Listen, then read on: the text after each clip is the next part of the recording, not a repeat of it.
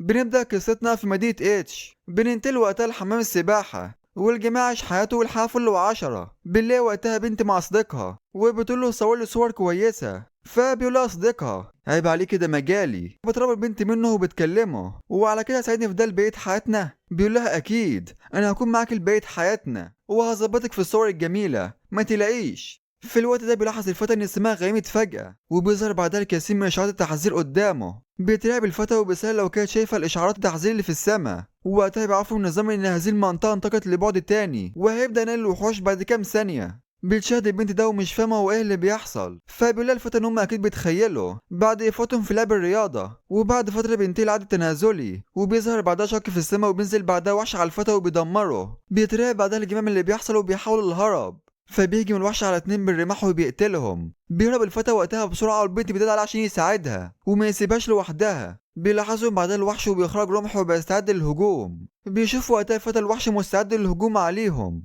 فبيوجه لكمة للبنت وبيوقعها عشان تعطله لحد ما يهرب.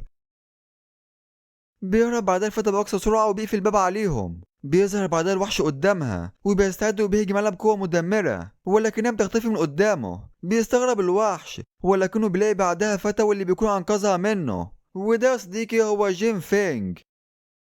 بتتفاجئ وقتها البنت ان هو انقذها. بتكلمه بعدها وبتعرف ان الوحش ده قوي جدا وقتل الكثير من الناس بسهوله، ولكن بيتجاهل كلامها وبيستعد للقتال. بيهجم وقتها الوحش عليه، ولكن بيهجم فنج بكارتين. الكارت الاخضر بيوقف الهجوم وبيحبس الرمح، والتاني بيهجم على الوحش بسرعه كبيره، ولكن بيمسكها القزم وبيسخر منه. بتتفاجئ البنت وقتها ان هو ماسكها، وبتكلم بعدها فينج عشان تعرف منه لو كان عنده اي خطه. بيلاحظ وقتها الوحش هالة مظلمه بتخرج من الكارت، وهنا بيظهر الوحش مع الكارت وبيوجه هجوم قوي بيدمر الكيزم، وبينتقلوا بعدها لداخل الكارت. وبيهنيه نظام بعدها وبيعرفوا ان هو حصل على رمح وحجر الصحوة وقطع نحاسية، بالاضافة للموهبة العرقية للعفريت، وده بيطمن البنت انها واخيرا نجت. بيتكلم بعدها فينج وبتعرفوا انها فقدت هاتفها، فهل يمكنك اعطيها هاتفك؟ لازم اكلم الشرطة. بيقول لها فينج تكلمي الشرطة؟ انت لسه مش فاهمة؟ ده بعد مختلف عن العالم الحقيقي، ومش هنقدر نرجع للعالم الحقيقي تاني. العالم ده لا فيه إشارة ولا شرطة ولا حتى جيش، في بس بعض البشر اللي انتقلوا هنا قسرا، والكثير من الوحوش المتعطشة للدماء اللي بتظهر في أي وقت. بتخاف البنت وبتكلمه، طب وهنعمل ايه دلوقتي؟ انا مش قوية زيك، وانت عارف السحر، ولو قابلت اي وحش تاني فهموت اكيد. بيقول لها فينج بسيطة خد الحجر ده هيوكس قوتك. بتتفاجئ البنت بتسرع عن الحجر. بيقول لها فينج ده حجر الصحوة، والجماعة بيحصل على واحد من الوحش اللي بيهزمون في العالم ده. بتقوله البنت وده هستعمله ازاي؟ بيقول لها فينج بسيطة كليه بس. بتقوله البنت وهي مستغربة هو الموضوع بهذه السهولة حقا؟ طب لو انا مش عايز اقتل الوحوش اعمل ايه؟ بيقول لها فينج إذا نمشي في الاتجاه ده لمسافة كيلومتر وهتلاقي هناك مأوى تم إنشاؤه، وتقدري هناك تبديل الحجر بأشياء هناك. في العالم ده ضربات الوحوش مطلوبة بشدة، وفي أشخاص متخصصين في جمعها، وطهرت بالفعل الوحوش اللي في الطريق، ولكن لازم تسرع لو كنت عايز تذهبي لهناك قبل عودتهم من تاني. بتقوله البنت وانت مش هتيجي معايا؟ ولكن بيقول لها فينج لا أنا مختلف، لسه عندي شخص محتاج أقتله. بيعرفنا بعدها ان هو انتهى العالم ده من كام يوم، والناس اللي باتوا هنا بيتم اجبارهم على قتال الوحوش اللي بتظهر في اي وقت. ولكن حظي كان جيد كفايه عشان الوحش الاول اللي واجهته كان في المستوى الاول فقط، والا لكان انتهى امري بالفعل. بيلاقي بعدها حجر الاستيقاظ، وبيعرفوا النظام ان هو لازم ياكله. بالفعل بياكله وبيلاقي طعمه مشابه للشوكولاته. بيعرفوا بعدها النظام ان هو استيقظ وفئته هي كارت المرآة المستوى الاول، وليتمكنوا من انشاء صورة للعدو بنفس مهاراته ومعداته، ولكن قوته هتكون نص قوة الوحش العادي. بس لو قتل العدو فيمكنه تخزين قوته الكاملة في الكارت بسرعة دايمة، وحاليا مش فعال على الرؤساء والاعداء اللي في المستوى العالي، ولكن صور مهاراته والمعدات ملهاش حد، يعني حاجة عظمة. بيكسب بعدها مهارات مرآة الوصول اللي يمكنها الوصول للصورة أو مراقبة البيئة من خلاله، أو حتى التحكم بها، وفي بعض الحالات يمكنك استخدام مهارات جسمك الرئيسي. بيلاحظ بعدها فينج إن فئته بلا اسم، بيلاقي بس اسم لينك، وده معناه إن هو الوحيد المستيقظ في هذه الفئة. بيلاحظ وقتها وحش ورا الباب، وبيدمر بعدها الباب. بيظهر فجأة قدامه الكارت وبيهجم عليه بقوة كبيرة، بترميه بقوة لبعيد. بينهض بعدها الوحش وبيهجم على الظل، فبيهجم فينج من ورا الظل وبيقتله. بيكلم بعدها فينج نفسه طالما افضل عايش هنا هقدر الاقي الراجل ده. بننتقل بعدها للبنت اللي قابلها بطنها في السابق، ووقتها بتوصل للمنشأة وبتقول مع نفسها ما كانش في حقا وحوش في الطريق، واكيد المنشأة قدام. كنت غبية جدا، الراجل انقذني واعطاني حجر ثمين، ولكن لما اشكره حتى في المرة القادمة لما اشوفه لازم اشكره كويس. ولكن فجأة بتخبطها شاحنة وبترميها بقوة. بتفكر وقتها البنت مش عايز أموت، وبتنادي على أي حد عشان يساعدها. بينزل وقتها السائق فبتكلمه عشان يساعدها، ولكن بياخد الحجر اللي معاها وبيغادر. وقتها يبتسم بجنون وهو بيقول العالم ده رائع جدا، حتى لو كنت سكران وضربت شخص وهربت مفيش داعي لتحمل أي مسؤولية، بالإضافة لوجود كنوز زي دي. هذا رائع. بننتقل بعدها لمكان ركن العربيات، ووقتها بنلاقي فتى مختبئ وبيحاول يكلم امه وهو بيعيط، ولكن مفيش اي اشاره ومش عارف يتواصل مع امه. ووقتها بيظهر وحش فوق وبيهجم عليه، ولكن بيضربه شخص بالرصاص. بيكلم بعدها الفتى وبيقول له انبطح، وبيستمر في الهجوم عليه لحد ما قتله. بيكلم بعدها نفسه وهو مستغرب ان عشان يقتله احتاج الكثير من الرصاص. بيكلموا بعدها الفتى وبيعرفوا ان هو مش قادر يوصل لامه، فبيقولوا الجندي لا تخف يا فتى، الهواتف لا تعمل هنا، لذا عمك اسدك عشان تلاقيها.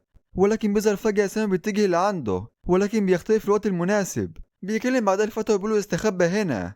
بيرمي بعدها قنبلة دخانية وده بيعكر رؤية الكذب. بيستغل الفرصة بعدها وبيهجم عليه، ولكن بيتفاداها الوحش وبيهجم على الجندي بالسهم. بيتفاجئ الجندي من تفاديه الرصاص في نطاق فارغ، مع انه عجز عن الرؤية، وكمان رد الهجوم عليه. معنى الجندي انفعل وقت الاعداء عشان يهجم عليه، ولكن مع ذلك صدها. بيفعل بعدها الحركة الخفية وبيذهب بسرعة لعنده، وبيستعد للهجوم وبيفعل تعقب الهدف عشان لو حاول التهرب، وبيهجم عليه بكل قوته. ولكن بيتفادى الوحش، فبيغير رصاص اتجاهه وبيهجم عليه تاني، ولكن بيتراجع بسرعة وبيتفادى الهجوم. ولكنه بيدوس على قنبلة وبيحصل بعدها انفجار ضخم. بيكلم بعدها الجندي نفسه، واخيرا مات. يا فتى يلا بينا، لا أشعر بوجود أي وحش حاليا. وبيفكر بعدها في العثور على مكان ليستعد، ولا يمكن له الاستمرار في القتال هكذا. ولكن بتظهر فجأة شاحنة متجهة لعنده. بيفكر وقتها الجندي في تجنبها، ولكن لو فعل ذلك الفتى هو اللي هيموت. فبيحاول يوقف الشاحنة بأقصى قوته وبعيد عن الفتى. بيتغير بعدها الشاحنة اتجاهها وبيرزعها في الجدار، والجندي في حالة صعبة والجروح مغطية جسمه وعاجز عن النهوض. بيذهب بعدها عنده السائق المختل وبيكلمه، يا غبي لسه بتحاول لعب دور البطل في العالم ده؟ في النهاية بينتهي أمركم بالقتل أو السرقة منكم. بيقول له الجندي إن هو ياخد كل حاجة بس يسيب الفتى يذهب، ولكن بيقول له المختل بسخرية، استرخي يا رجل، أنا بس بتسلى بالقتل والسرقة. وبيقتله بدم بارد. بينظر بعدها للفتى واللي بيكون بيحاول الهرب، ولكن بيتجاهل السائق وبيكلم نفسه، وما الفايدة من قتل فتى مستيقظ؟ طب فيها ايه يعني؟ هو في عائق تمنع ذلك هنا؟ بيفعل بعدها تلاعب بالمركبات، وبيشغل السيارة وبيوجهها لعنده بأقصى سرعة وبتخبطه بقوة. بيذهب لعنده السائق وهو يبتسم، ولكن بيلاقي الفتى اختفى. بيلاحظ بعدها الفتى مع وحش غريب وبيتصدم من الشيء اللي قدامه. بيظهر بعدها جين فينج وبيتفاجئ السائق من وجوده وبيرتجف من الخوف. وتعالوا نعرف اللي حصل وليه فانج بيطارده. كل ده بدأ من 4 شهور تقريبا. بنلاقي وقتها موظفة راجعة من عملها زي أي يوم، ودي هي رين شين بنت عم فينج. وقتها بيكلمها فينج وبيسألها امتى هترجع، وهو على وشك البدء في الطهي. بتقوله رين انها هتعمل في وقت متأخر، لذا كل انت أولا. وفجأة بنلاقي العربية بتخبطها بقوة ساحقة وبتسقط رين على الأرض. بترجع تاني العربية وبتدوسها وبتموت. وقتها فينج لسه بيكلمها وبيسمع كل اللي حصل، وبيسألها لو كانت بخير. وبعد 3 شهور من الحادث بيقبضوا على الجاني وبيتم محاكمته واللي بيكون اسمه هياو، ولكنه بياخد براءة بحجة ان هو كان عنده نوبة مرض عقلي في وقت الحادث، وده اللي اكده التقييم الجنائي. ولكنه مع ذلك سبب في موت رين، وده معناه فشل الوصي عليه في اداء واجبه. لذا بيحكم القاضي على الوصي بتعويض اهل المتوفي، واللي بيكون الوصي صديقي هو والده. ووقتها هياو يبتسم بكل جنون، فبينهض فينج وبيعترض على القرار وبيكلم المحكمة، انتوا بتهزروا؟ هو قاد العربية وهو سكران وضرب شخص ما، وبعدها رجع وخبطه من تاني عمدا، ودلوقتي يخرج بحاجة المرض العقلي. بيرد عليه والده يوم مع ابتسامة، يا فتى عديها، في النهاية أختك هي اللي ماتت فقط، ولكن عائلة ياو هتخسر الكثير من المال. بيتعصب فينج جدا من كلامه.